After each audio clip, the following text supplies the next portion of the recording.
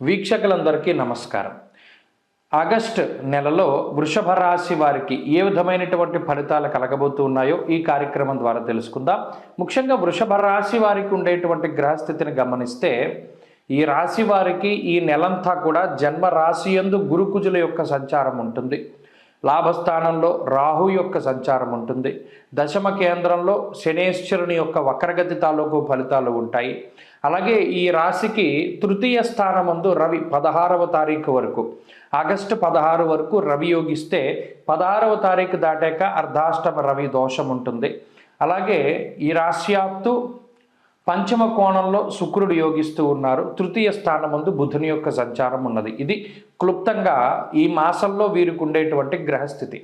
అయితే ప్రత్యేకించి ఇందులో యోగించేటువంటి గ్రహాలు ఏమున్నాయని చూస్తే లాభస్థానంలో రాహు అనుకూలంగా ఉన్నారు. అలాగే శుక్రుడు పంచమ కోణంలో అనుకూలంగా ఉన్నారు. 16వ తారీఖు వరకు కూడా రవి ఈ రాశి వారికి అనుకూలంగా ఉన్నారు. ఈ 3 గ్రహాలు మాత్రమే సానుకూలమైనటువంటి ఫలితాలను ఇస్తూ ఉన్నాయి.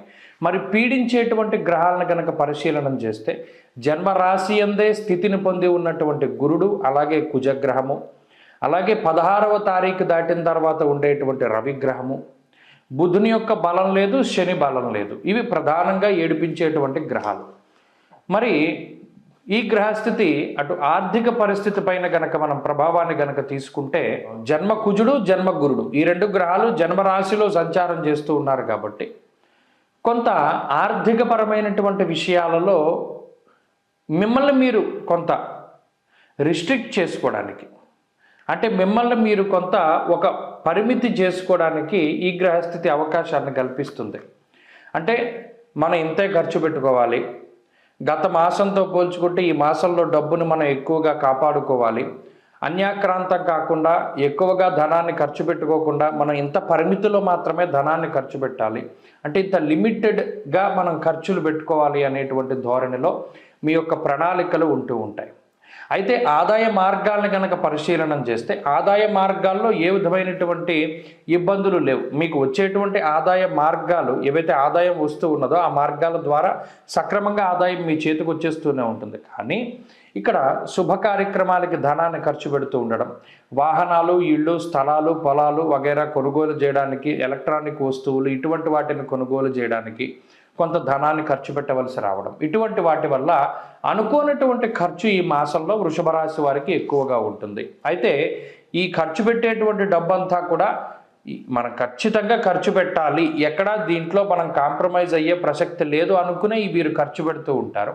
అందువల్ల ఆర్థిక ఎద్దడి అన్నది ఏమీ ఉండదు. ఇక రెండవది కుటుంబ సంబంధమైనటువంటి వ్యవహారాలను చూస్తే కుటుంబ పరిస్థితులు సానుకూలంగా ఉన్నాయి. ఆరోగ్యం, నిత్య సంతోషం, బంధుమిత్ర సమాగమ అంటూ ఉన్నది శాస్త్రం. అంటే అటు లాభస్థానంలో ఉండేటువంటి రాహువు, అలాగే తృతీయ స్థానంలో ఉండేటువంటి రవిగ్రహము, అలాగే పంచమంలో ఉండేటువంటి శుక్రుడు, ఇవన్నీ కూడా చక్కగా కుటుంబానికి సంబంధించినటువంటి విషయాల్లో మంచి ఫలితాలు ఇవ్వడానికి అవకాశం ఉంటుంది. కాబట్టి కుటుంబ సంబంధమైనటువంటి వ్యవహారాలన్నీ కూడా చాలా అనుకూలంగా ఉన్నాయి.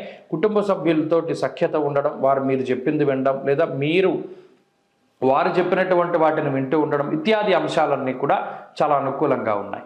ఇక ఆరోగ్యానికి సంబంధించిన విషయాల్లో మాత్రం వృషభ రాశి వారు ఈ ఆగస్టు నెలలో కొంత జాగ్రత్తలు తీసుకోవాలి.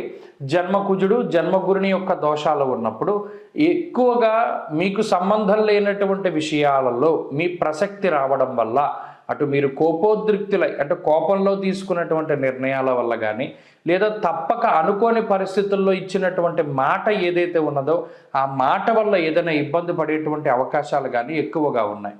అలాగే ఆరోగ్యం పట్ల శ్రద్ధ వహించాలి. అతిగా అలసిపోవడం వల్ల, అంటే శరీరం ఎక్కువగా అలసిపోవడం వల్ల వచ్చేటువంటి రకరకాలైనటువంటి ఆరోగ్యపరమైన సమస్యలు రావడానికి, అలాగే కాలినటువంటి గాయాలు, ఏదైనా పదునైనటువంటి వస్తువులు వాటి వల్ల ఏర్పడినటువంటి గాయాలు, విద్యుత్ వల్ల ఏర్పడినటువంటి గాయాలు, ఇటువంటి వాటి వల్ల కొంత ఇబ్బంది పడడానికి అవకాశం ఉంటుంది. కాబట్టి వాటి పరంగా కొంత జాగ్రత్తలు తీసుకుంటూ ఉండాలి.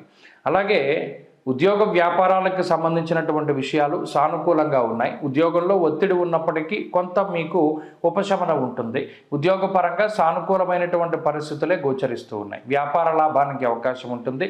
వ్యాపారంలో కొత్తగా పెట్టుబడులు పెట్టడానికి, వ్యాపారాన్ని విస్తరించడానికి అవకాశాలు చాలా గొప్పగా లభిస్తూనే ఉంటాయి.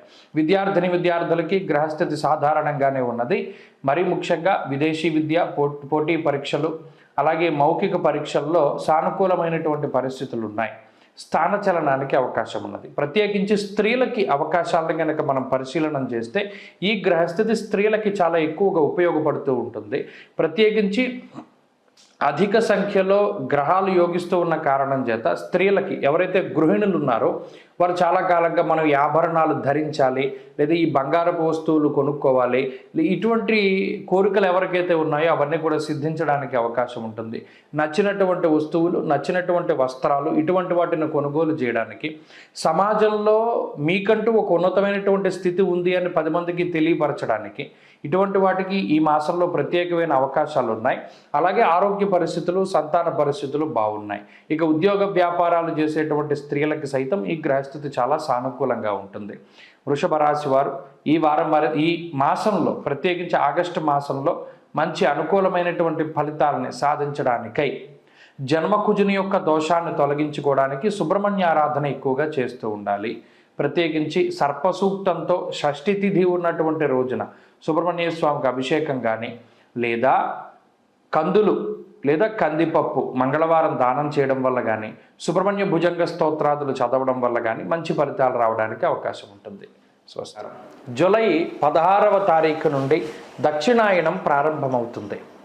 దక్షిణాయనము అంటే ఏంటండి అంటే, సూర్యుడు ఎప్పుడైతే పునర్వసు నక్షత్రము 4వ పాదంలోకి సంచారం చేస్తారో, కర్కాటక రాశిలోకి ఆయన ప్రవేశం చేస్తారో, ఆ రాశి ప్రవేశం లగాయతు మరలా తిరిగి ఉత్తరాషాఢ 2వ పాదంలోకి మకర రాశిలోకి ప్రవేశించేటువంటి సమయం వరకు కూడా ఉండేటువంటి కాలాన్ని దక్షిణాయన కాలంగా చెప్తారు.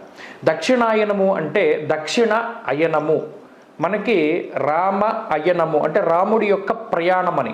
అలాగే ఉత్తరాయణము, దక్షిణాయనము అంటే సూర్యుడి యొక్క గమనాన్ని తెలియజేస్తాయి.